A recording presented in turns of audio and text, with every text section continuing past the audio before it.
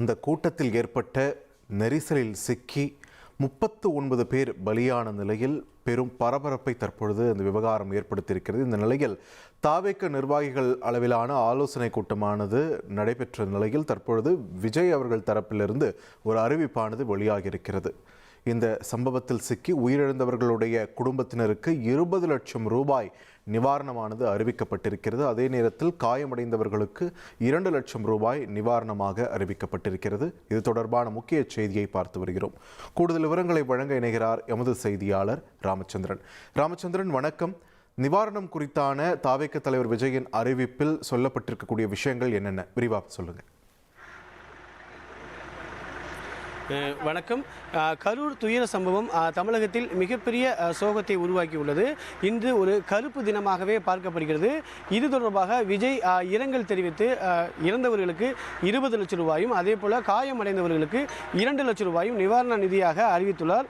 அவர் வெளியிட்டுள்ள அந்த அறிக்கையின் அடிப்படையில் கற்பனைக்கு எட்டாத வகையில் கரூரில் நேற்று நிகழ்ந்ததை நினைத்து இதயமும் மனதும் மிக மிக கனத்து போயிருக்கக்கூடிய சூழலில் நம் உறவுகளை இழந்து தவிக்கும் பெருந்துயர் மிக்க நிலையில் என் மனம் படுகிற வேதனையை எப்படி சொல்வதென்று தெரியவில்லை.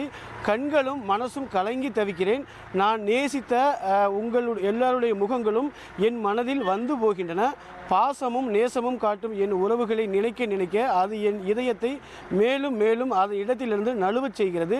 என் சொந்தங்களே, நம் உயிரை இணைய உறவுகளை இழந்து தவிக்கும் உங்களுக்கும் சொல்லனா வேதனையுடன் ஆழ்ந்த இரங்கலை தெரிவித்துக் கொள்கிறேன். அதே வேளையில் இப்பெரும் சோகத்தை உங்கள் மனதுக்கு நெருக்கமாக நின்று பகிர்ந்து கொள்கிறேன்.